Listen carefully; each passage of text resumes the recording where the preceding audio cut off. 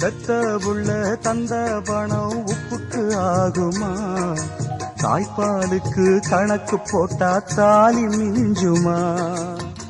பாயக்கட்டி வளர்த்த புள்ள மல்லு கட்டி நிக்குதடி, வாங்கி தந்த காசுக்கெல்லாம் வட்டி கட்ட சொல்லுதடி.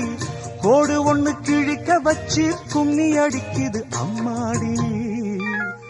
சம்சாரம் அது மின்சாரம், சம்சாரம் அது மின்சாரம்.